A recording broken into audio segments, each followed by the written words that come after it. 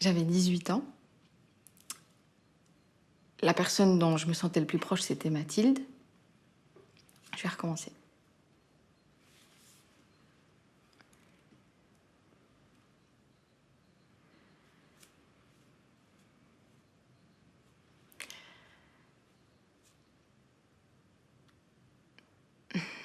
J'arrive pas à commencer, mais je vais y arriver.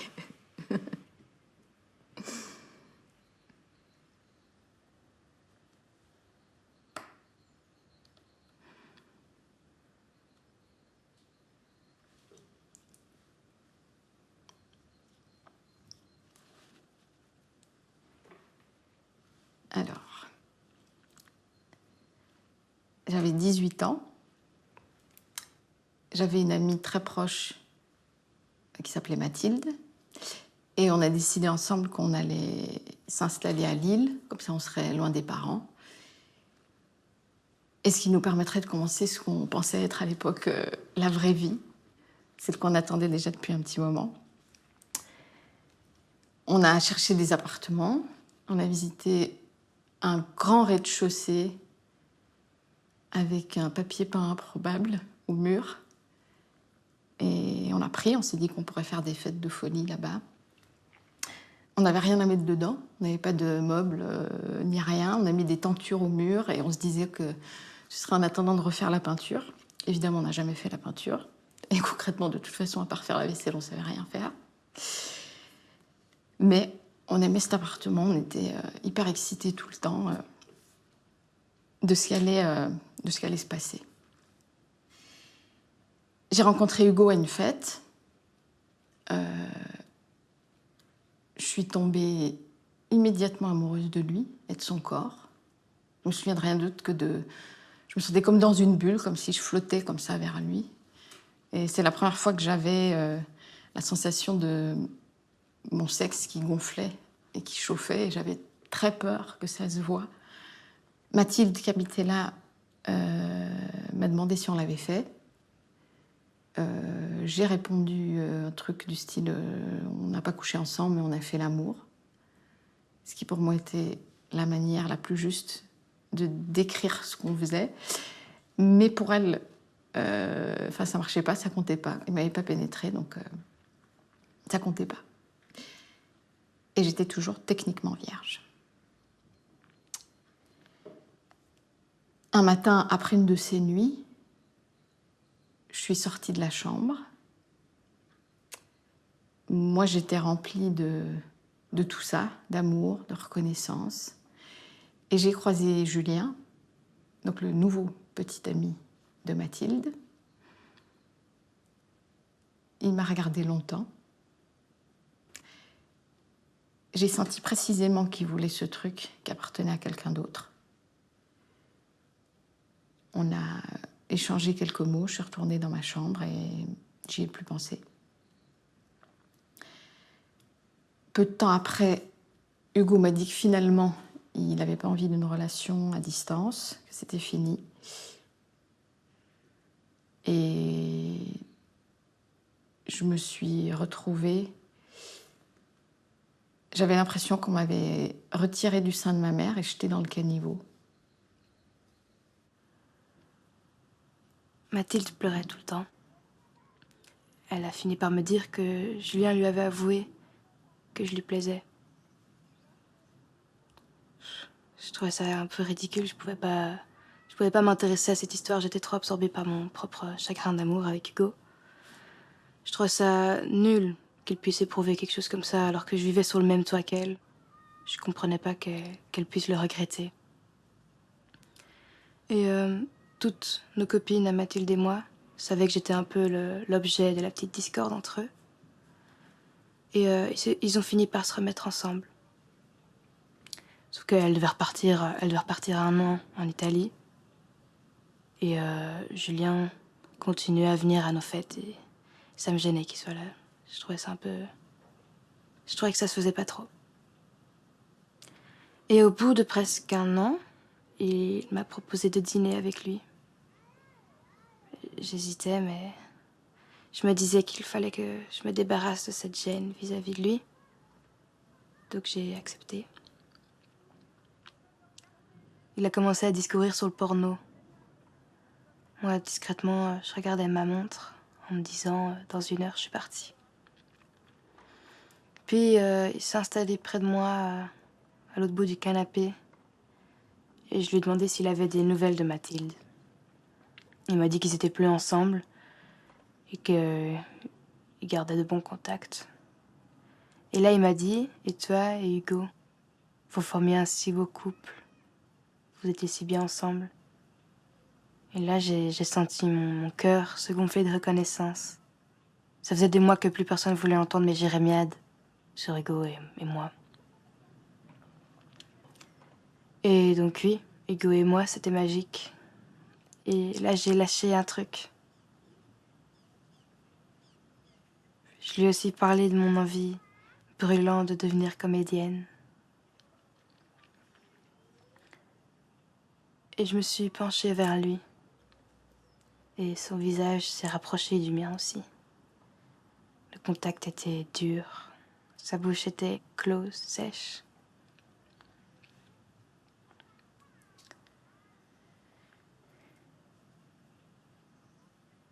Il est venu autour de moi et il est passé derrière moi, derrière le dossier du canapé. Et mes vêtements glissaient. J'ai vu mon soutien-gorge par terre. Puis en une fois, j'étais nue. J'avais jamais été nue comme ça dans une pièce, avec quelqu'un et autant de lumière. Puis il a disparu. J'étais là, j'attendais. J'attendais que tout ça prenne sens. Et quand il est revenu, il m'a attrapée. Tout ce que je savais saisir, c'est que manifestement, c'est lui qui savait. C'est lui qui décidait. Il m'a posée sur le lit et il s'est mis un préservatif. J'arrivais pas à saisir ses yeux, son regard. Et en se retournant, il m'a demandé si j'étais vierge. Je me suis entendue dire oui. Et il a retiré son préservatif. Je sentais comme un coup dans le visage, mais c'est mon vagin qui frappait. Il était dedans. Il cognait dans l'os comme un dératé.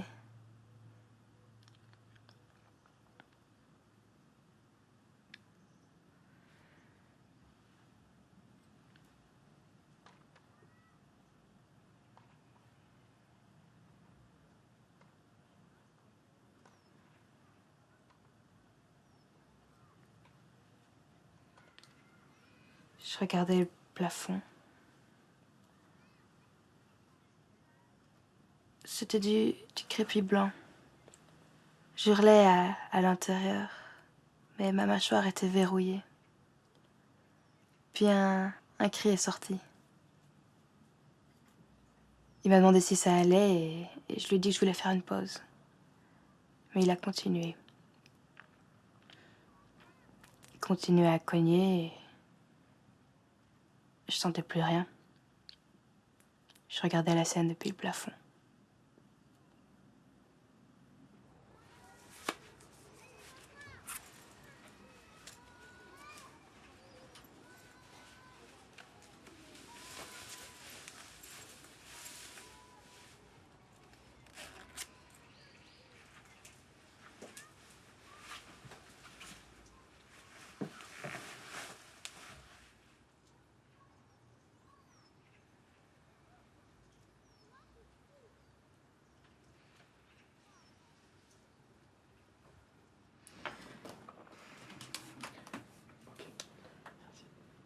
Donc on la refait direct, juste pour cette histoire de cafouillage de texte.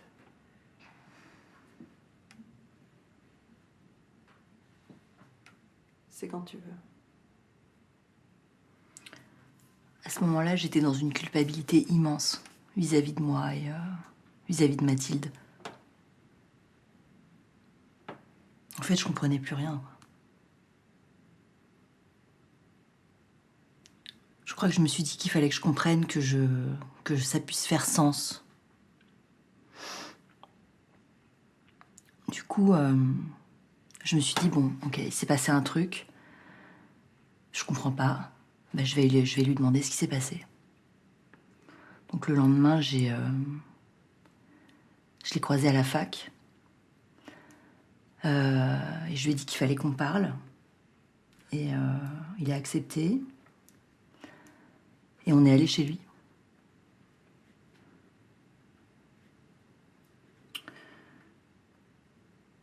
Et là, c'était la deuxième fois. C'était la plus violente. Ça a duré particulièrement longtemps.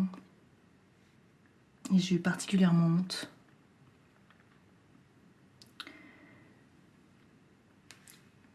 J'arrive pas à refaire un fil complet du déroulé, tu vois. J'ai des flashs, des images, des sensations physiques. Bizarrement, c'est la fois la moins narrative, mais c'est la plus vive. Celle dont j'ai mis le plus de temps à me défaire. Je revois des couleurs rouge, orange, fauve. Ça cogne, ça feule, ça sent fort. À un moment donné, je me vois à quatre pattes. Il me prend, il m'emboîte sur sa bite. Ça coince, il force. Il force, il force. Puis il change d'angle de pénétration. Je me suis dit, c'est pas possible, mes tissus vont se déchirer. Mais non, malgré la douleur, ça a fini par s'humidifier. Tu vois, comme si mon corps s'occupait plus de moi, comme s'il s'organisait, comme si j'étais réduite à des fonctions purement mécaniques. À un moment donné, je me souviens, je lui ai demandé de m'attacher. C'était complètement débile pour une fille comme moi qui connaissait rien à l'amour, rien au sexe, et en plus dans cette situation, tu vois. Mais je pense que c'était un truc comme pour dire, hé, mec, je suis là, tu vois. S'il y avait pu avoir un truc de l'extérieur, visible, peut-être ça aurait été plus facile. En fait, c'est le seul moment où j'ai tenté quelque chose, tu vois, une sorte de renversement de pouvoir. Mais il écoutait que dalle. Il était en train de s'acharner sur mon urètre, ça je me souviens aussi.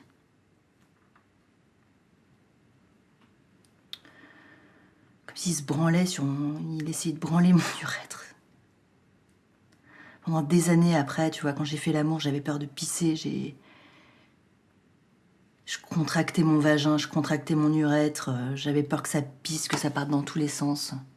Tu vois, ces chemins de sensation, j'ai mis des années à m'en défaire.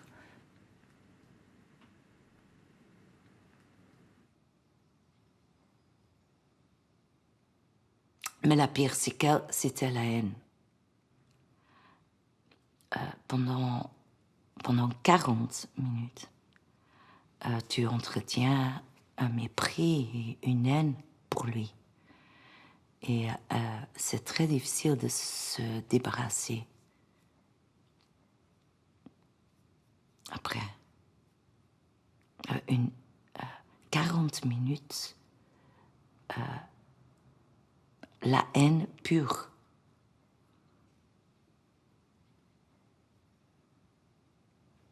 Pendant des années après, j'étais hyper, mais vraiment hyper dure.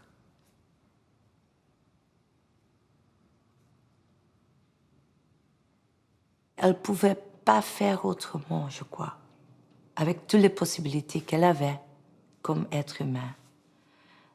Et dans cette position, je comprenais. Je comprenais. Quand tu es dedans, dans ce bain de merde et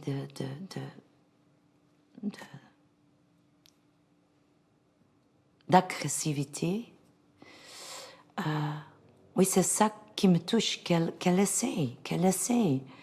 Et la deuxième fois. Mais la troisième fois encore, elle fait un truc que moi je pense merde. Mais bon, si moi je suis ta mère et tu me racontes, oui, je vais aller là, parce que maintenant, et je vais essayer. Mais c'est irrationnel, ça n'a rien à foutre avec l'intellect. Et la troisième fois. La troisième fois, je suis partie en guerre. Fallait que je survive, en fait. Je l'ai invité chez moi.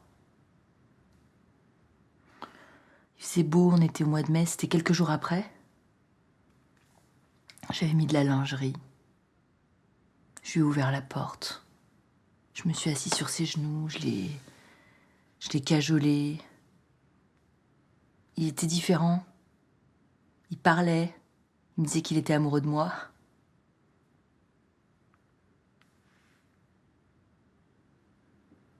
Je l'ai emmené dans la chambre.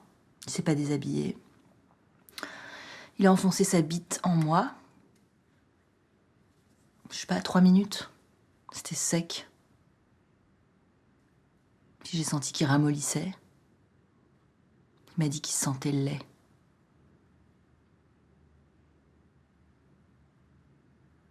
Je l'ai raccompagné à la porte. Il m'a dit qu'il avait honte. Et là, je savais que c'était fini.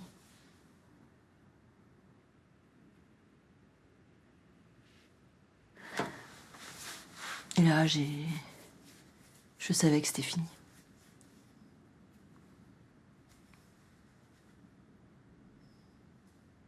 Ça va? Ouais, ça va. En t'écoutant, je me disais que pendant les essais, tu l'avais joué comme si tu ne comprenais pas toi-même ce que tu étais en train de raconter. Est-ce que tu as l'impression que c'est parce que tu as fait du chemin sur... tu la comprends mieux? Je sais pas, peut-être. Bah, le problème, c'est quand tu plonges plus avant dans quelque chose, évidemment, tu perds une candeur, quoi, par rapport au... Je sais pas. Pourtant, j'ai pas l'impression de plus la comprendre. Au contraire, en fait. Après, je comprends tous les motifs, hein, qui l'ont poussé à vouloir comprendre, à même essayer de réparer, peut-être aussi, tu vois. Ça, moi, c'est un truc, je me dis, peut-être qu'elle pensait que ça, ils allaient, je sais pas, réparer le truc. Tu vois ce que je veux dire? Il y a peut-être un espoir aussi, tu vois, de...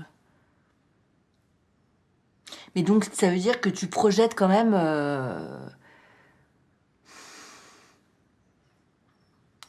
Ça peut pas juste être...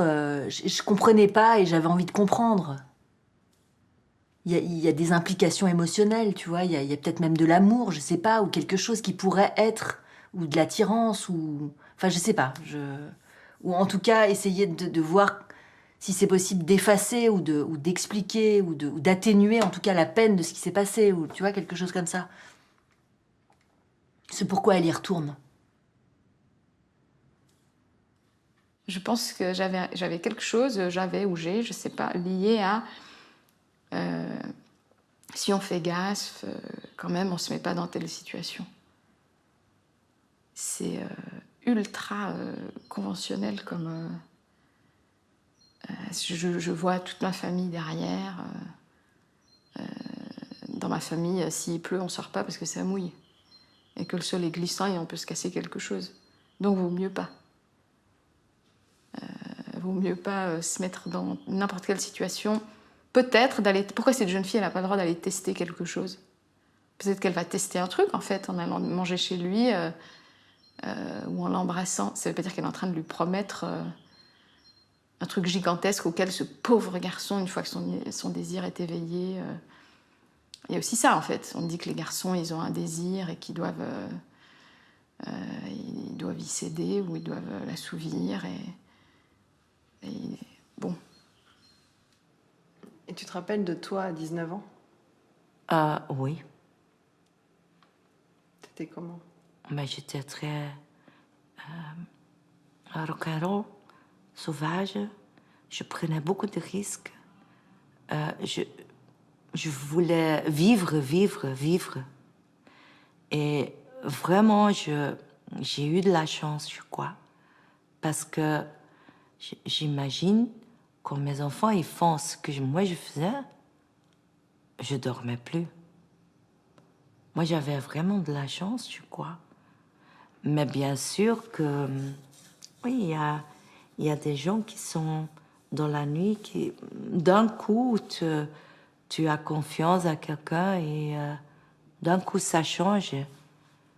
J'ai eu ça souvent. J'allais à la chasse, comme les mecs ils faisaient, parce que je voulais vraiment être égale comme les mecs. Mais là, c'est toujours... j'ai senti beaucoup que c'était pas égal. Et j'ai pris, à cause de ça, j'ai pris beaucoup plus de risques, je crois. Parce que je prenais de temps en temps un mec avec que je connaissais pas. Alors, une fois, lui, il était aussi agressif avec moi. Et là, mais je sais pas pourquoi, j'ai pas eu... Après, j'étais blessée et je pensais, mais merde, pourquoi j'ai pas senti ça? Mais c'est dans le flou des nuits.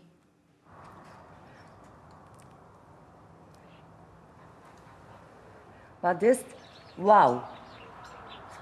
Kijk, machines. Oh, fantastisch.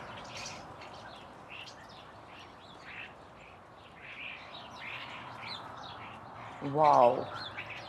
T'as vu? Ah, encore une fois. C'est vraiment une danse.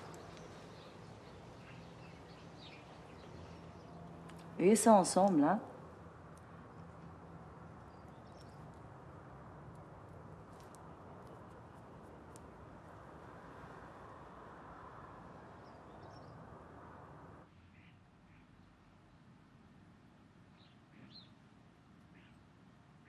Qu'est-ce que j'étais venue chercher?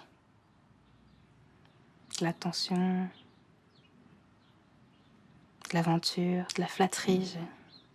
Je voulais tellement me débarrasser d'un pucelage qui m'embarrassait. Je voulais devenir quelqu'un d'autre et j'en suis venue bien parvenue par-dessus là.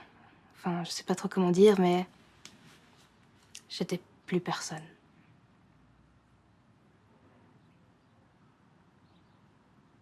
Après, c'est séduisant l'idée qu'on apprend de tout, que ce qui ne tue pas nous rend plus forts. Mais en fait, il y a des expériences qui te font désapprendre essentiellement, et tu désapprends le lien, tu désapprends le désir, tu désapprends la confiance. Et est-ce que c'est intéressant en soi? Est-ce que c'est intéressant en soi? Non, ça l'est pas du tout. Non, je sais pas si... Du coup, c'est bizarre en fait de répéter les trucs, mais il y a des moments, j'y arrive, et puis des moments, j'arrive pas à être dedans. Après, c'est séduisant l'idée qu'on apprend de tout, que ce qui ne tue pas nous rend plus forts. Mais en fait, il y a des expériences qui font désapprendre essentiellement, et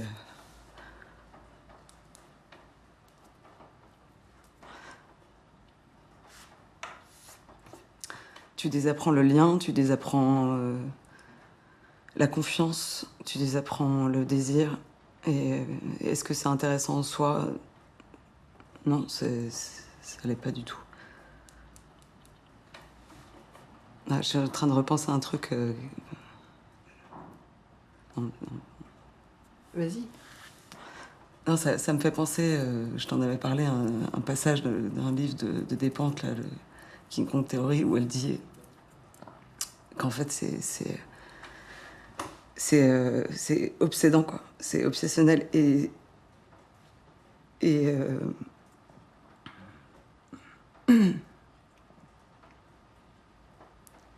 même quand t'as envie de liquider le truc, de passer à autre chose, d'oublier, en fait, ça revient et t'en dis toujours des choses différentes, en fait. Et j'ai l'impression que c'est exactement ça aujourd'hui, en fait. T'en dis des choses différentes et contradictoires et c'est pas quelque chose que tu peux... Enfin, tu peux lui trouver une place et accepter la place que ça prend, mais tu peux pas... C'est fondateur, en fait. C'est fondateur, ça te construit, ça te constitue, ça te... Donc c'est pas... Ça fait 18 ans, en fait, donc... Je sais même pas qui j'étais avant, finalement. C'est un peu bizarre, parce que... Enfin, je sais pas, je repensais à ça parce que pour moi, c'est vraiment, finalement, c'est même pas l'événement en soi, c'est même pas les souvenirs qui reviennent, tout ça, finalement, c'est presque... Je me sens beaucoup mieux depuis que j'ai vraiment tous les souvenirs et que je sais qu'a priori, il n'y en aura pas des nouveaux qui vont arriver. C'est une espèce de surprise tout d'un coup. Enfin, finalement, le plus compliqué, c'était quand les souvenirs revenaient petit à petit et que je me disais putain, encore ça, j'avais oublié ça, comment j'ai pu oublier ça, et ça revient et ça revient, et là j'ai l'impression que tous les souvenirs sont revenus et qu'a priori je peux pas avoir de surprise d'un truc d'un moment qui s'est passé que j'avais oublié, quoi.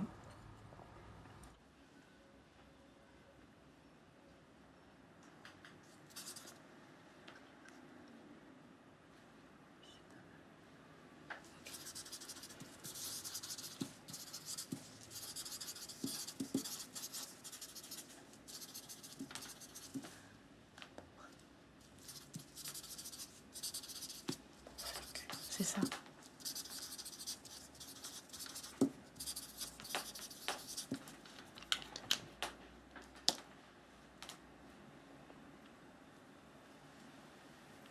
Ok. J'ai décidé de finir ma licence parce que je voulais vivre, je voulais oublier. Je me disais que ça m'était pas arrivé, que ça avait pas pu m'arriver. Et j'essayais de m'accrocher à tout ce que je pouvais pour me protéger. Je m'accrochais à toutes les habitudes que j'avais qui faisaient que je retrouvais mon vécu physique normal, à peu près normal. Ma mère, elle commençait à faire des liens. En fait, elle était venue quelques semaines avant dans mon appartement. Et il y avait des vêtements partout, mes cheveux étaient sales. Enfin, tout était à l'état d'abandon, en fait. Et elle se disait que je tenais des propos décousus et obsessionnels et que c'était... en fait, que c'était disproportionné par rapport... Enfin, mon niveau de culpabilité était disproportionné par rapport à une supposée histoire de cul. Donc, elle m'a emmenée au planning familial. Et là, je me suis retrouvée dans un bureau.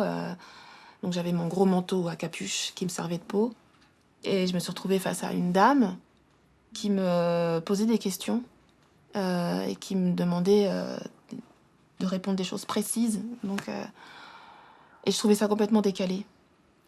Et je me revois lui hurler « Oui. Oui, c'est un viol. » Voilà. La première fois que j'ai lu le texte, j'ai ressenti comme une irritation. Je me suis dit, mais c'est quoi cette histoire? Est-ce que vraiment elle a raconté cette histoire pour se donner de l'importance? Est-ce qu'elle a créé des souvenirs traumatiques, etc. Et puis j'ai vraiment eu envie de rentrer dans cette histoire et je me suis appropriée, je l'ai relu plusieurs fois, et plus je lisais l'histoire, plus j'avais de l'empathie pour Ada. Donc je suis passée de l'irritation à l'empathie.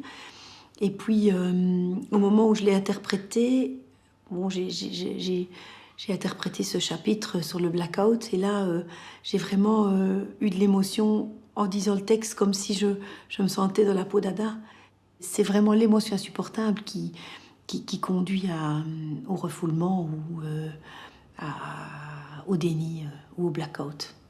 Le blackout, je dirais pour moi, c'est le trou noir. Et donc, on sait que c'est là, mais on ne veut pas y penser. Et puis avec patience, avec bienveillance, avec écoute, on peut amener la personne à accepter de revenir dans certains méandres de son cerveau et puis tout d'un coup de se rappeler de choses qu'elle pensait avoir oubliées. Ça fonctionne comme ça aussi chez les hommes qui ont commis des actes de violence et c'est possible aussi que dans l'histoire d'Ada, Julien ait vécu toute sa vie en faisant comme si ça n'était jamais arrivé. Parce que la culpabilité, la honte, ce sont des émotions difficiles à supporter et qui mettent la personne à mal. Donc on rencontre des hommes qui sont victimes, mais on rencontre beaucoup d'hommes auteurs de violences conjugales. Enfin, ils ont été victimes de certaines choses souvent dans leur enfance, mais ils sont auteurs de violences conjugales de différentes sortes et qui peuvent préférer oublier pour ne pas éprouver la honte d'eux-mêmes et de ce qu'ils ont fait. Ou ne pas simplement éprouver la culpabilité, qui n'est pas un sentiment agréable non plus. La honte, c'est pire, parce que la honte, ça touche à ce qu'on est. La culpabilité, ça touche à ce qu'on a fait. La différence entre la culpabilité et la honte, c'est ça. C'est que la culpabilité porte sur un acte, sur quelque chose, alors que la honte, ça touche vraiment à qui on est. Et je crois qu'Ada, elle utilise ce mot-là. Je crois qu'elle connecte ou qu'elle ressent la honte. Elle ressent la honte à travers les différentes étapes de son histoire. La dame me posait des questions très précises. Je trouvais la situation complètement décalée. Puis je me revois lui dire « Oui, oui, vous avez raison, c'était un viol. C'est ça qui est arrivé. »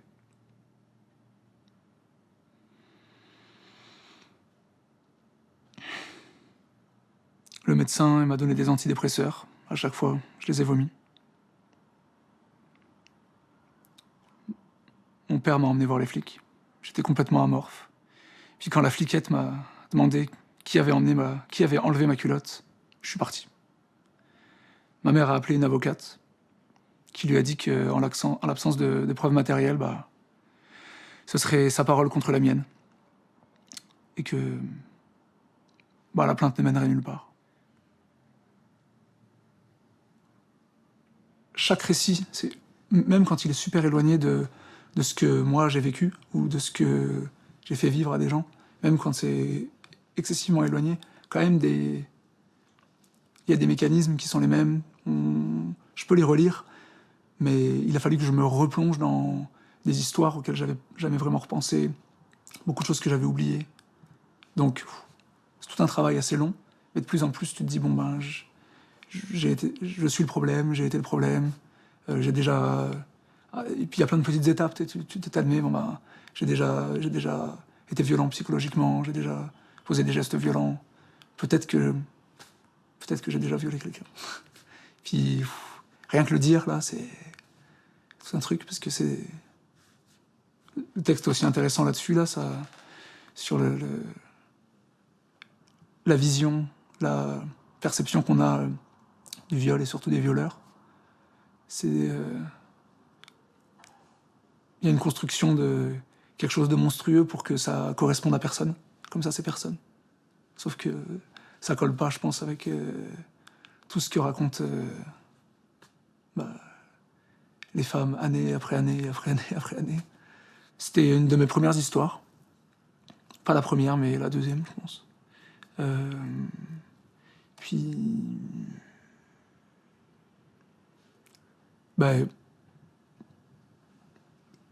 je pense qu'à ce moment-là, je devais me dire globalement... je pense que j'étais d'accord avec le féminisme, et avec les choses un peu lointaines, mais dans mon quotidien, concrètement, il n'y avait pas de remise... c'est même pas quelque chose que je réfléchissais ou que j'imposais. Par exemple, tu vois, je pense que c'était normal pour moi d'avoir des rapports sexuels tous les soirs quand tu dors avec quelqu'un, ou des choses comme ça. C'était pas quelque chose qui était trop réfléchi. Puis je pense que j'étais pas du tout, moi c'est sûr, j'étais pas du tout ouvert vers les désirs de l'autre. Enfin, tu sais, à cette époque-là, pour moi, la relation amoureuse comme physique, sexuelle, c'était pas un échange. C'était, je sais pas ce que c'était, mais c'est malheureux, mais donc voilà. Donc dans une histoire comme ça, c'est sûr que au moins une fois cette personne-là m'a dit, mais je pense que c'était après notre relation, voilà, donc quelques temps après que ce soit passé, que qu'elle n'avait pas eu envie, que j'avais fait mal. Puis je crois que je me suis senti tellement... Le premier truc que j'ai ressenti dans mon souvenir, c'est que je me suis senti tellement con et tellement merdique de pas avoir... comme si j'avais pas regardé, comme si j'avais pas demandé, comme si... Quelque chose qui aujourd'hui me paraîtrait plus évident. Mais c'est ça.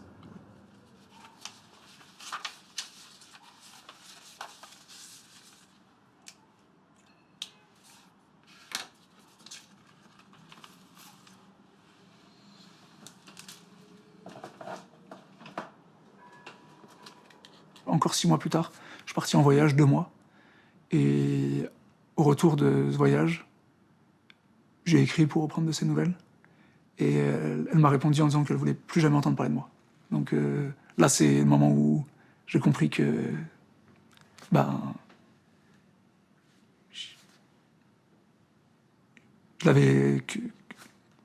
je lui avais fait du mal, je l'avais blessé, c'était vrai. Enfin, puis voilà. J'ai jamais cherché à la revoir ou à lui parler. On s'est aperçus 1 ou 2 fois. C'était le moment où j'habitais encore en France. Puis après, je suis parti. C'était pas la raison pour laquelle je suis parti, mais ça l'a motivé.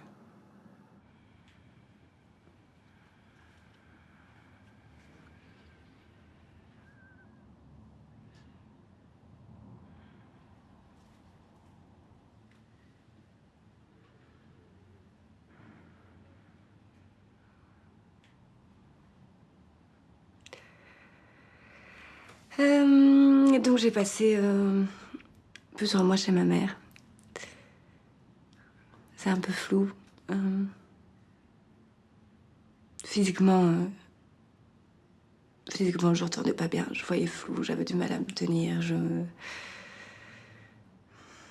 J'ai été voir pas mal de psy, dont un comportementaliste en EMDR. Qui me disait attendez avant de qualifier ce que vous est arrivé de viol, parce que ça pourrait vous enfermer dans le rôle de victime. Et moi, j'ai eu l'impression un peu qu'il me disait que je devais accepter ce qui m'était arrivé. Et ça m'a pas plu, ça m'a plutôt augmenté le sentiment de honte. Donc voilà, j'ai dit que c'était trop cher et je suis partie vers ailleurs. Moi, ça m'est arrivé, c'est tout petit bout de ma vie, c'est 5 minutes, 6 minutes de conscience. Et donc à un moment, je me suis raconté, je peux bien gommer 5-6 minutes de ma vie. Tout ce que j'ai oublié dans ma mémoire, il n'y a pas trop de problème. Et puis étonnamment, c'est corporellement. C'est vraiment dans la mémoire du corps que je me suis rendu compte que j'arriverais pas à oublier. Parce que corporellement, j'avais des phénomènes qui me montraient que j'étais marquée, que mon corps était marqué. J'étais hyper agressif avec les hommes. Je pense que c'est dans mon rapport aux hommes qu'il y a quelque chose où... Il y a des moments où je vais agresser mon partenaire. Alors il y a des choses évidemment qui font que je suis énervée, etc. Mais dans mon énervement, il y a quelque chose aussi qui... Je pense que tu vois, ce qui a été bousculé, c'est que si un homme en est capable... Quelque part, tous les hommes en sont capables. Enfin, il y a quelque chose au niveau de la masculinité elle-même qui a été ébranlée. Et parfois, je bascule dans la peur que finalement, tous les hommes ne nous voient que comme un corps. Et je pense que parfois c'est un peu vrai aussi.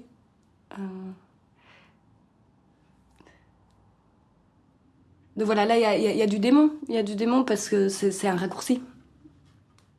C'est un raccourci. Il y a du démon aussi dans... Bah, à un moment dans ma vie, j'ai avorté parce que j'étais pas capable. Je me disais, si c'est un petit garçon, je ne suis pas capable de le recevoir. Je vais le couvrir de honte.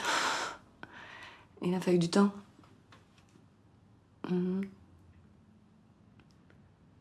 Tu as eu un fils. J'ai eu un fils. Oui. Et ça a été comment?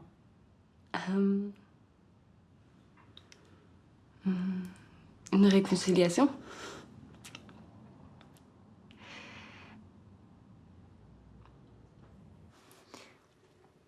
Chez ma mère, j'ai tout fait aussi vraiment. Ça n'allait pas. Du coup, à ce moment-là, j'ai décidé de m'installer à Paris. Parce que, je sais pas, là-bas, tout me semblait possible. Et surtout, je voulais avoir quelque chose de beau à voir, qui pouvait me distraire. À ce moment-là, j'étais constamment dans le souvenir de ma vie d'avant. Je voulais essayer de retrouver ce sentiment d'unité qui était si évident, en fait, avant. Et en fait, mon état suivait des cycles. J'essayais d'aller de l'avant, mais rien ne me satisfaisait vraiment. J'avais peur que les gens me percent à jour. Et tout ce qui faisait... Comment dire? J'avais toujours été très, très entouré, et d'un seul coup, je me retrouvais très très seul.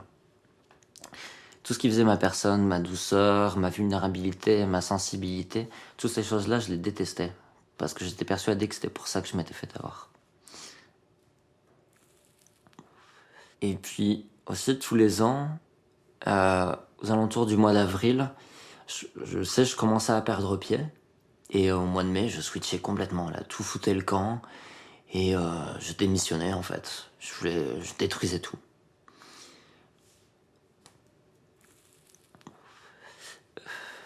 J'allais chez des amis, je traversais la route, il y avait un boulevard où il y avait plein de voitures.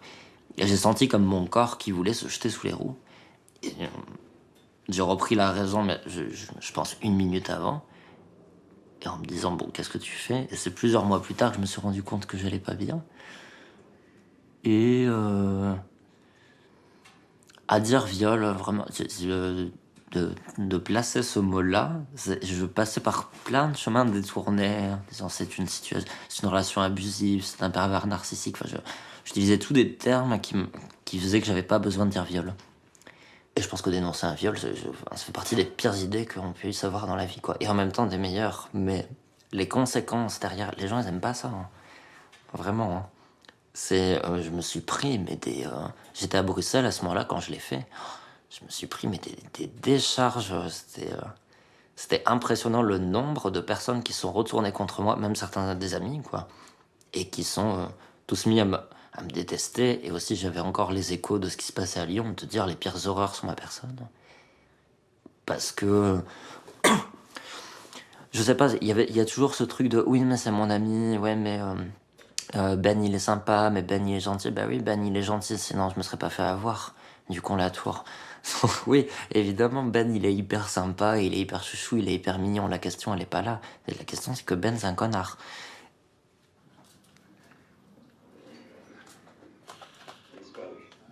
Qu'est-ce qu'ils font? Eh oui, tous ces humains-là.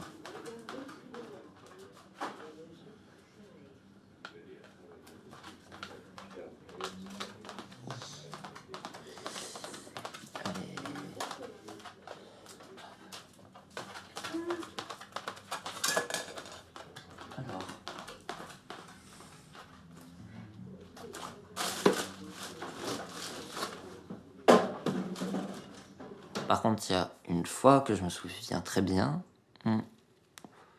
j'étais encore toxico... Oh putain, c'est dur de parler de ça. J'étais encore toxicomane à ce moment-là. Je prenais de l'héroïne, 3-4 grammes par jour. Et donc c'est avec mon copain actuel, hein, avec qui je suis toujours, on est ensemble depuis 11 ans. Et voilà, et en fait, l'héroïne a ce pouvoir miraculeux qu'on peut bander, mais on n'éjacule jamais.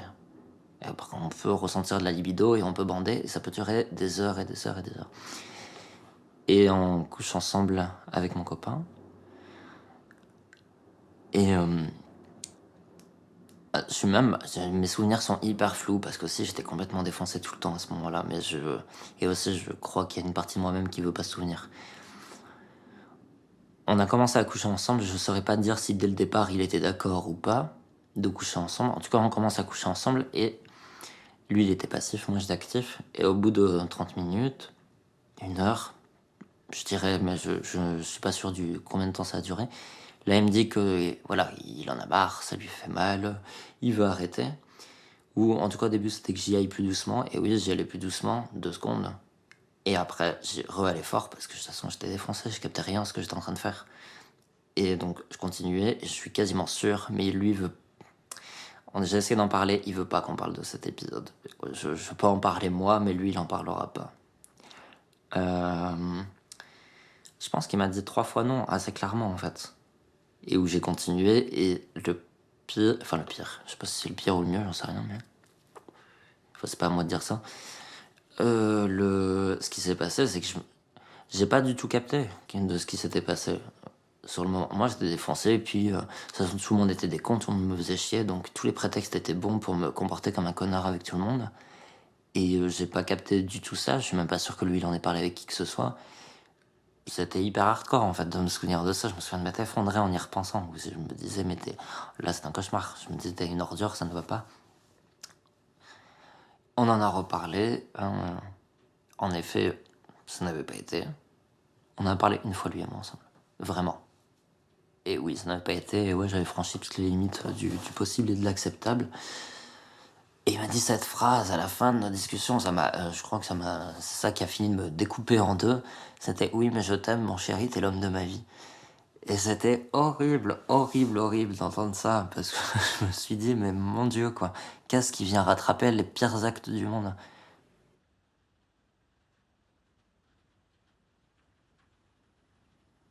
Pendant plusieurs années, j'ai fait du théâtre dans différentes écoles. Et là, j'ai rencontré une pédagogue qui a très vite décelé mes verrous et ma honte. Elle m'a dit, tu es emmurée, mais je ne viendrai pas te chercher. Et avec elle, j'avais compris quelque chose. Que ce n'était pas parce que j'ignorais mon mur qui ne se voyait pas et que personne n'avait envie de me retrouver au fond de mon trou, quoi. Et puis j'ai laissé le théâtre pour me lancer dans la danse.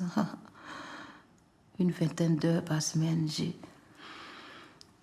j'ai détruisé mon corps pour détruire ma rage, je déchargeais ma haine. C'était une haine sans but. En fait, il n'y avait même pas lui, non, pas de visage, pas de lui. Lui, c'était quoi? Une ombre qui m'avait volé ma vie. Je voulais vider ma tête. Mais dès que j'arrêtais de bouger, je m'effondrais. En fait, ma seule énergie, c'était ma rage. J'ai réalisé que ce dont j'avais le plus honte, c'était d'avoir abandonné une partie de moi derrière. Je n'étais plus retournée à Lille depuis presque 10 ans aussi. Eh bien, je suis retournée y vivre. J'ai repris les cours de philo que j'avais entamés là-bas. D'ailleurs, mes proches étaient tous surpris. Eh bien, il fallait que je m'occupe du fantôme que j'avais laissé là. Oui. Et ça m'a fait du bien.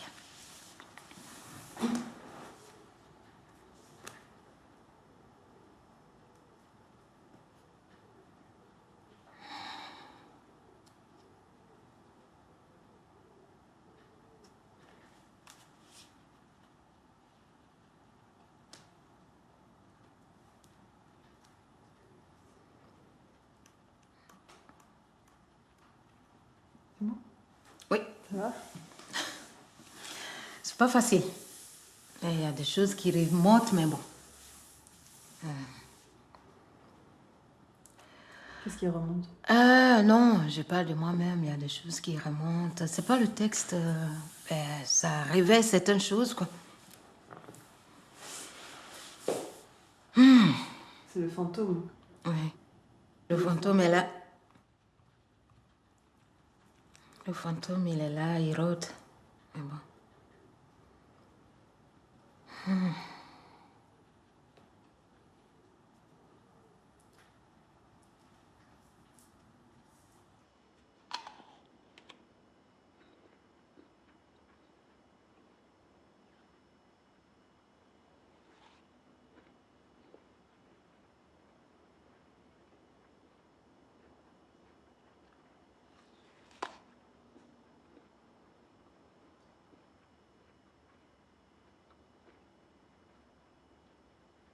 Je n'ai pas directement jugé, mais je me suis dit, mais pourquoi elle est retournée, quoi? Ou bien elle se rendait pas compte. Je la culpabilisais un peu. Je me disais que, vu moi ce que j'ai vécu, comme je disais, j'étais à un certain moment, j'étais tellement à fleur de peau que même un petit garçon, derrière moi, je le sentais. Donc moi, je n'aurais pas, je n'aurais même pas permis.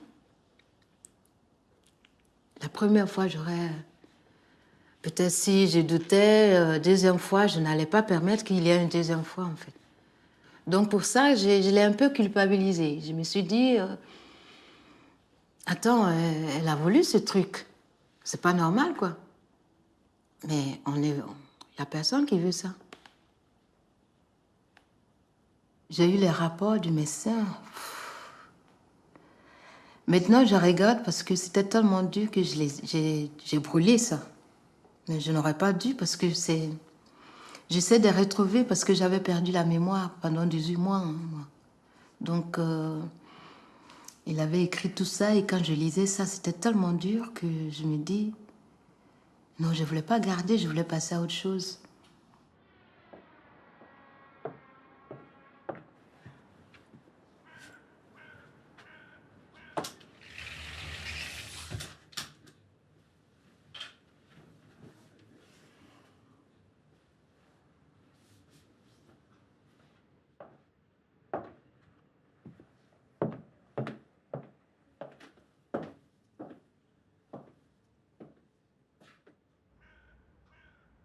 Donc, à Lille, assez vite, on m'a donné le nom d'une association.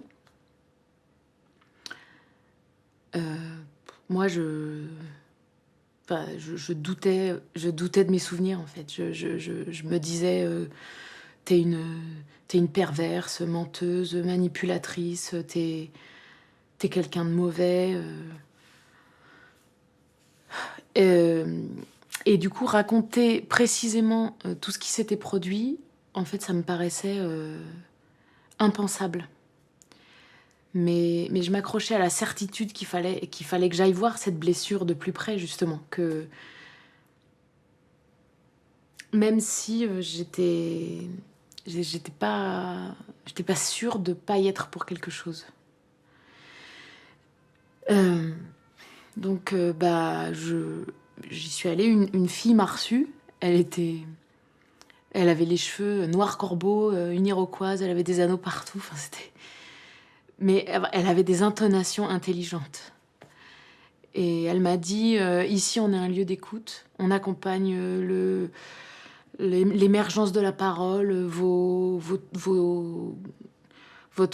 douleur, vos troubles. Enfin, et je me souviens que je me suis dit, il y a donc un nous. Et enfin, d'un coup, c'était plus juste moi et mon viol. J'étais engagée dans une histoire plus globale, quoi. C'était plus juste... Enfin, j'étais plus ni folle ni seule. Donc, j'y suis retournée une fois par semaine. Et... Alors, au début, j'avais peur de blesser la femme qui m'écoutait avec mon histoire. Mais bon, dans ses yeux, je voyais que... Voilà, c'était pas avec des mots que je l'écorcherais. Grâce à elle, au lieu de traquer ce qui allait pas chez moi, j'ai commencé à me demander ce qui n'allait pas dans ce que lui m'avait fait. Moi, enfin, n'importe quelle fille en a déjà rencontré. Et moi aussi, des hommes maladroits. Mais un violeur, j'en ai rencontré qu'un. Forcer un corps qui est sec, qui te rejette, qui te donne aucun signe de désir, mais même une personne la plus inattentive, elle s'arrête en fait. Moi, j'ai consenti à un baiser qui aurait été donné dans l'échange, parce qu'en fait, peut-être qu'il aurait obtenu les choses de façon consensuelle, enfin partagée, mais c'était pas ça qu'il voulait. Il voulait pas me faire l'amour. Les thérapies de groupe, j'ai été qu'une seule fois. Et ça m'a sauvée aussi. Parce que là, j'ai vu des jeunes enfants, une fille et un garçon, 6-12 ans qu'ils avaient, qui ont été violés par leur père. Et quand j'ai vu ces enfants-là raconter cette histoire, le petit garçon qui était complètement... qui était là physiquement, mais qui était ailleurs, quoi. Purée, je dis, waouh, ok. Et ça a commencé quand il avait 2 ans. 2 ans, t'imagines, 2 ans, ton père. Allez. Et la fille, je ne sais même plus. Donc, il y a eu un drame qui s'est produit dans la famille. On les a placés. Et on les avait amenés dans ce groupe-là pour... Eux, ils étaient déjà là, ils venaient régulièrement. Moi, c'est la première fois que je les rencontrais. C'était la première et la dernière fois d'ailleurs parce que j'ai dit non, non, quoi. Et quand je suis sortie de là, je me suis vraiment dit, ok. D'abord, c'est des gens que tu ne connaissais pas.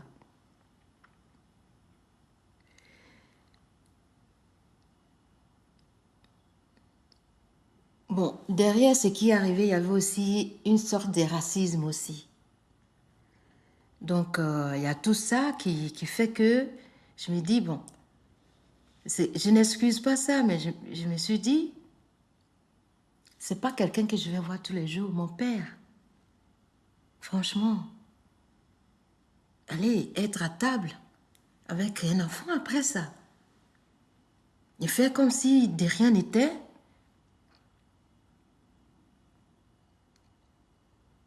Je ne peux pas imaginer que la mère n'ait pas vu ça. Je ne sais pas. Je ne sais pas. Je ne sais pas ce qui se passe, mais ça m'a vraiment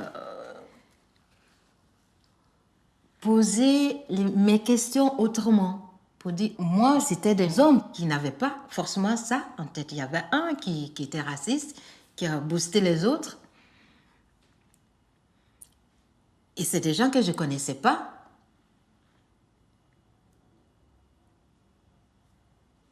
Mais bon, mon père, non. Je crois que ces enfants-là, c'est dommage pour eux, mais moi, ils m'ont aidé. Après ça, j'ai vraiment dit, ok,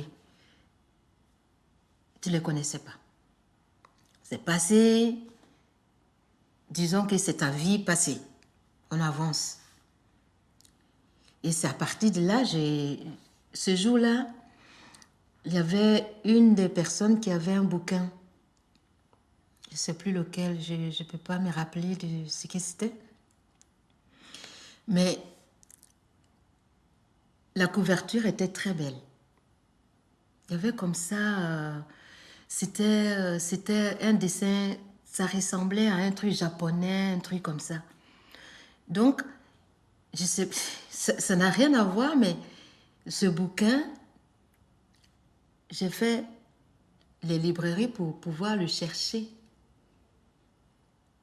Et du coup, j'ai pris un bouquin, après un autre, après, et je me suis mise à lire, et à chercher des belles histoires qui finissaient bien, des familles, des filles qui, ben voilà, des histoires d'amour aussi. Voilà, j'ai vraiment lu de tout. Et j'ai épuisé des bonnes énergies dedans.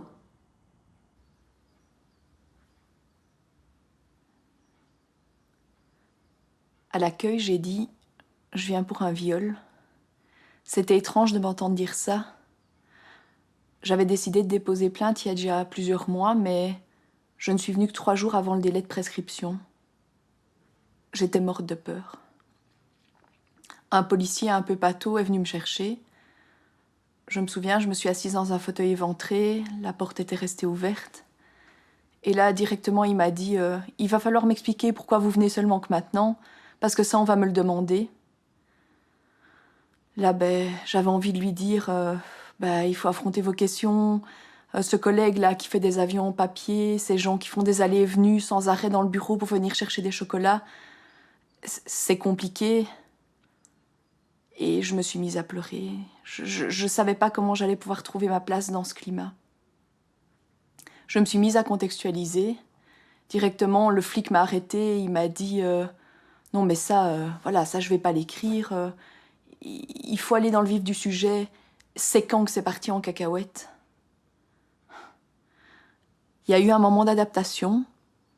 En fait, sous ses côtés un peu frustres, ce policier, il était collaboratif. Je lui racontais mon viol, lui traduisait ça dans sa langue. Quand il comprenait pas, il traduisait pas et il passait à la question suivante. Ça fait quand même bizarre de lire sur sa déposition « Je suis venue déposer plainte 10 ans plus tard, suite au mal qui me ronge. » Je me rappelle que je lui ai expliqué que je m'étais rapprochée physiquement de mon agresseur. Il a traduit ça par « geste de sympathie ». Et d'ailleurs, il m'a dit faut pas dire que vous vous êtes rapprochés physiquement parce que vous aviez envie de flirter, parce que là, vous vous disqualifiez complètement. C'est vrai, j'étais en confiance, j'avais consenti à ce flirt, mais j'avais pas consenti à me faire violer. Tu vois, alors que je suis à la police et que je suis la première à te dire quand tu te fais agresser à quoi ressemblait ton agresseur, quelle était la couleur de ses cheveux et tout. Quand tu te fais agresser, en fait, tu regardes pas ça. Tu n'es plus toi. Enfin, moi, j'ai vraiment ressenti ça comme ça. Donc, tout ce que je me disais, c'est j'espère que ça ne va pas arriver, j'espère qu'il va pas me faire de mal, j'espère que ça va pas déraper. Et en fait, je pense que j'étais dans un état second où j'avais complètement quitté la personne que je pouvais être. Et donc, la seule chose dont je me rappelais, c'est comment il était très, très grand. Tu veux, j'avais mes yeux qui arrivaient à hauteur de son cou. Et il avait une chaîne en or avec la carte de l'Afrique au cou. Et ça, c'est la seule chose que j'ai pu dire au policier. C'était le seul élément, j'étais complètement fixée là-dessus. Et donc, c'est vrai qu'on ne se rend pas compte quand il arrive quelque chose comme ça. On a des réactions qui nous dépassent complètement et qui ne sont peut-être pas les réactions qu'on aurait prévues. Moi, tu me dis, tu vas te faire agresser demain, comment tu vas réagir? Je vais te dire, comme j'ai appris, je prends le gars par le bras, je le retourne, je lui donne un coup entre les jambes, je vais crier, je vais appeler de l'aide.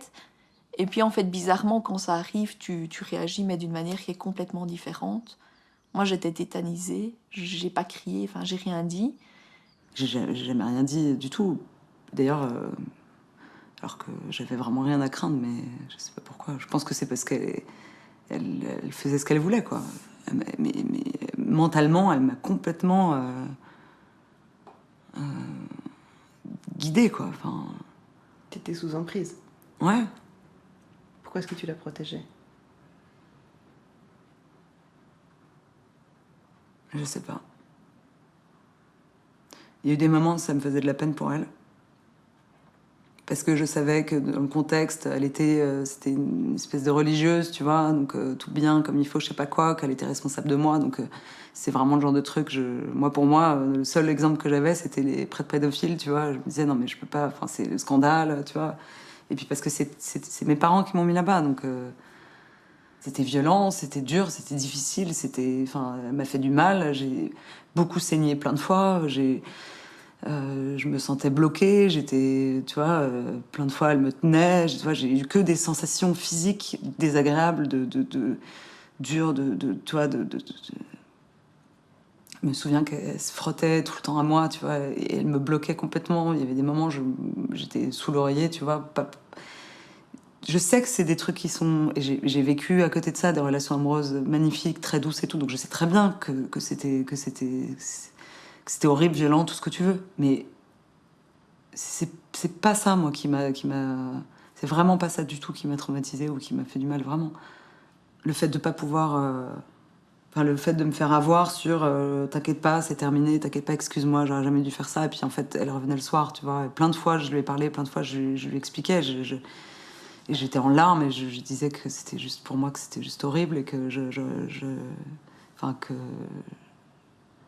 Et elle pleurait aussi et elle était.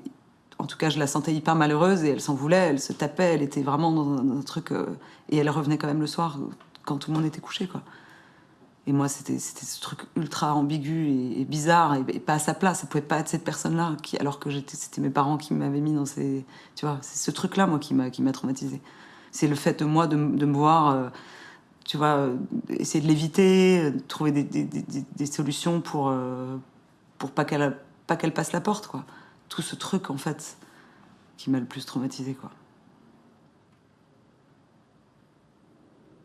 Et alors, je vais te lire ce qu'il a écrit. Je suis repartie chez lui pour avoir une discussion et il m'a déshabillée à nouveau. Ensuite, je me rappelle simplement qu'il a utilisé mon corps comme une poupée. Il m'a pénétrée en faisant plusieurs positions. J'ai peur qu'il ait éjaculé à l'intérieur. Je suis incapable de vous dire si l'appartement était fermé à clé. Pendant ce second viol, je me suis sentie humiliée. J'avais particulièrement mal. Ensuite, je me suis rhabillée. Je suis rentrée chez moi à l'issue, sans rien dire. Mais à la fin, le flic, il m'a donné des mouchoirs, des œufs de Pâques, et puis il m'a demandé... Enfin, vous, la bagatelle, ça va, là, maintenant? Parce que moi, j'en ai vu avec des bassins défoncés. Et tu vois, là, j'ai percuté en me disant, bah oui, cet homme, dans son quotidien, là, il doit en entendre. Et ça l'a mis en perspective un peu avec son côté bonhomme. Et tu sais, bizarrement, hein, en déposant plainte, j'ai découvert un truc hyper important. Ouais, j'ai fait une erreur. J'avais 19 ans, j'étais immature, bon, tu connais mon caractère, je voulais me débrouiller toute seule. Et donc personne m'a forcée. Donc j'ai été responsable. Et cette part de responsabilité à des moments, ça m'a aidée à me dire, ouais, pourquoi j'ai pas été portée plainte au premier viol? Hein, ça aurait été fini. Ben non, là, voilà, j'étais responsable, mais pas coupable. Et cette erreur, là, tu vois, ben, l'erreur, c'est vachement humain. Et ça m'a fait un truc de me dire, c'est une erreur, c'est pas un crime. Et voilà, une erreur. Bon, enfin, ça m'a coûté, quoi.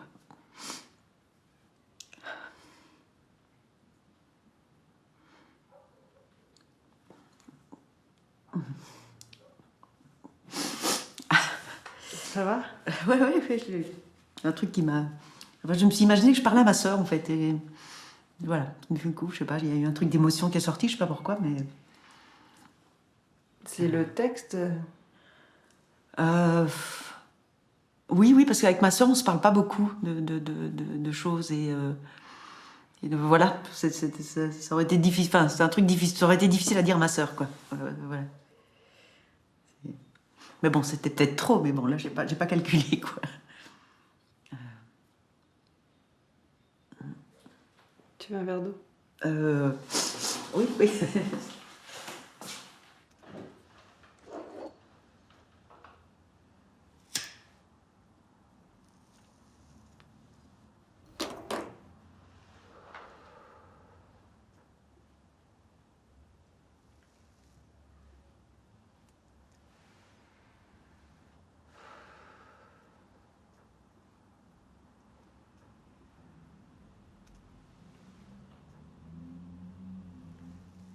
J'ai été me mettre dans des situations pas possibles. Je pense que j'avais besoin d'expérimenter, de comprendre le sexe de possession, j'appelle ça.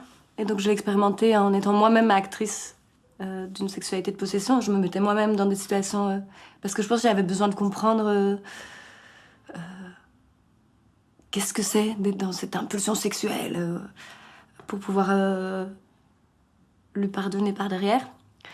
Donc je me suis mis dans beaucoup de situations un peu bizarres, mais que maintenant je comprends qu'en fait c'était nécessaire pour pour le vivre, mais en le décidant.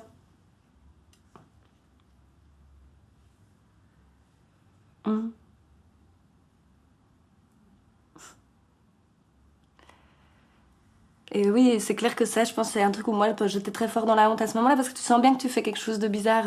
T'es censé être victime et dire je ne veux plus jamais ça, mais il y a quelque chose où il y a des... Moi, c'était souvent avec l'alcool, hein, mais je me mettais dans des situations un peu compliquées, quoi. Et donc, je crois que ça, c'est des choses très dures à identifier, hein, comme le viol en lui-même, il y a souvent une zone de flou. Le comportement de la victime derrière, il y a une zone de flou, parce que pour moi, c'est vraiment comme si on t'avait donné une maladie. Et donc, c'est peut-être aussi pour ça qu'on se tait. C'est parce que c'est pas très simple à décortiquer.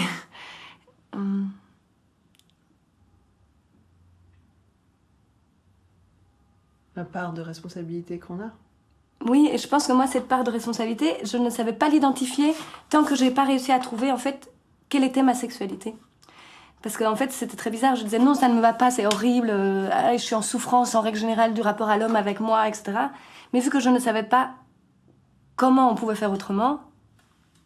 Ça pose clairement cette question-là, d'avoir accès à sa propre sensibilité, en fait, je crois. Et à ses propres émotions, c'est quelque chose... Moi, ça m'a pris des années avant d'en arriver là. Et pour le coup, je pense que c'est vraiment le travail du sexe qui, pour moi, a été salvateur là-dedans, qui a fait que j'ai eu accès à mes émotions et accès à ces questions des limites et de mon propre consentement. Parce que je n'avais pas le choix dans le travail du sexe que de me poser ces questions-là. Il faut en passer par là pour savoir qu'est-ce qu'on fixe pas et comment on le monnaie. Et ouais, du coup, je pense, moi, dans mon cas, c'est vraiment le travail du sexe qui m'a fort aidé à découvrir tout ça, mais je pense que pour la plupart des gens, c'est vraiment pas si facile que ça. Et je vois vraiment avec mes clients anciens, vraiment les 3/4, ils savent pas ce qu'ils veulent. Les gens ne savent pas ce qu'ils aiment sexuellement, quoi. C'est ouf. Il y a une part de fantasme, mais heureusement, les fantasmes, ça aide à vivre, je crois. Mais il y a plein de gens qui se réalisent pas ce qu'ils peuvent aimer ou ce qu'ils peuvent pas aimer, ou qui me disent des trucs hyper bateaux. Je sais pas, par exemple, je sais pas, pour être un peu vulgaire, un gars qui va me dire oui, mais moi je veux que tu me soumettes et je veux me faire baiser comme une grosse salope. Ok, pourquoi pas. Il y en a plein qui aiment ça, par ailleurs. Mais ce gars auquel je pense, bah lui il aimait pas du tout ça, il déteste la sodomie en fait. Mais pour un gay, pouvoir se dire j'aime pas la sodomie, ça fait partie, c'est hyper dur. Il y a un truc institué dans la baise, et moi je définis très très clairement ce que je fais ou ce que je ne fais pas. C'est hyper clair, et surtout maintenant je suis dans un mode où si t'es pas content, tu dégages. Tant pis, je me ferai moins de sous, parce que ces situations dont je parlais où ça s'était mal passé, je le faisais pour me faire plus de pognon, mais finalement je me suis rendu compte que je m'en faisais moins, parce que ça me traumatisait tellement, ça me mettait tellement pas bien pendant plusieurs jours, que je recevais personne pendant 5 jours. Je me suis vautrée complètement dans ma féminité à la con très longtemps. Et puis, depuis quelques années, là, en vieillissant, j'essaie un peu de rassembler mes billes, quoi. C'est quoi la féminité à la con? La féminité à la con, c'est de continuellement être poreux au désir de l'autre, plutôt que de se forcer à formuler son propre désir. De répondre aux attentes des autres, plutôt que de se forcer à pointer, à formuler ton propre désir. Je lutte tellement contre mes propres démons de soumission, de plaisir à la soumission, de plaisir au paternalisme, parce que j'ai mes propres douleurs, j'ai perdu mon père, etc. Donc je transfère des choses, enfin tu vois. Et en même temps, j'essaie de lutter contre ça. Je me dis, c'est pas possible, tu vas pas écouter ces vieux cons. Tu vas pas te laisser manipuler et tu vas pas les laisser décider de ce que tu fais, de ce que tu dois faire quand même. À 37 ans, quoi. Mais voilà, j'ai quand même toujours des trucs, des vieux trucs qu'il faut que je m'arrache, vraiment. C'est un combat, vraiment. une lutte. Moi, le garçon avec qui j'étais pour la première fois, je savais que c'était pas un type avec qui je devais rester. Mais je pense qu'il y a vraiment un truc automatique qui te force à rester. On sait pas trop ce que c'est, hein, mais... C'est pas comme si c'était humain, mais qu'on en avait conscience. C'est dur à expliquer. Est-ce que c'était pour pas le blesser lui? Non, moi je pense pas que c'était ça, parce que... C'était un type qu'on pouvait blesser, hein, et après ce qu'il avait fait. Mais je sais pas, c'est comme une sorte d'attirance qui t'oblige un peu.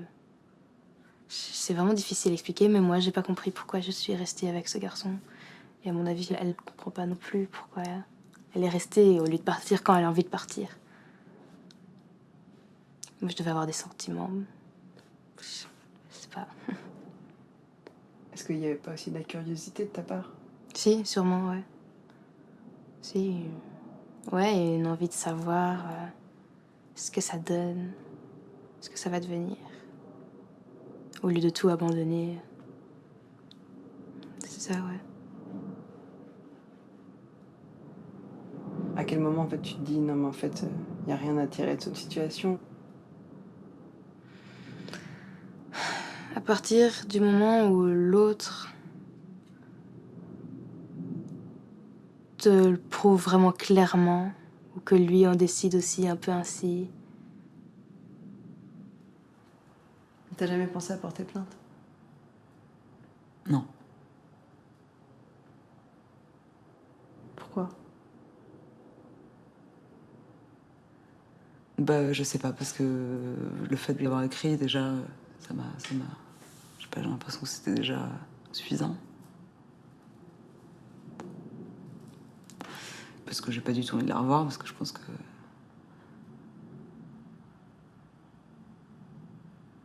Parce que j'ai déjà imaginé cette scène plein de fois, et j'ai déjà imaginé plein de fois y aller, et je sais très bien où c'est, et aller, tu vois, physiquement, avoir une conversation en face, quoi. Le problème, c'est que je sais pas du tout si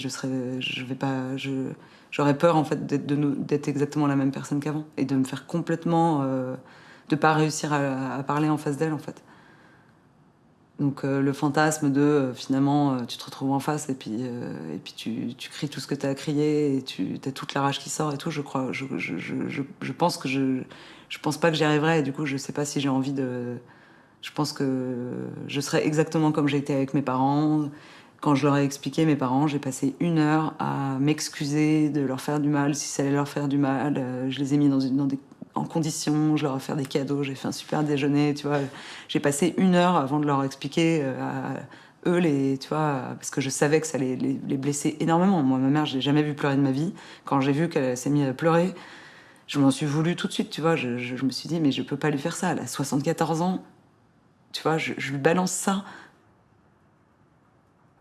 J'ai clairement des phases de ma vie où j'ai énormément d'énergie, je travaille, je suis fatiguée. Quand elle dit j'épuise mon corps, je fais que ça tout le temps. Je suis tout le temps dans l'épuisement, je me remplis, je remplis. Là le boulot que j'ai pris, bon, j'étais dans la merde et tout, mais je sais très bien pourquoi je l'ai fait, parce que j'ai passé 2 mois de merde, toujours, tous les ans c'est comme ça, avant Noël, 2 mois pourris, alors que j'avais construit plein de choses super. Et ben, du jour au lendemain, je suis... Tout d'un coup, je me transforme en... Ouais, je suis complètement apathique, c'est exactement ça. Et je détruis tout et je repars à zéro. Et là, et je sais même plus si je le fais pour reconstruire quelque chose de bien ou si là, je suis en train de...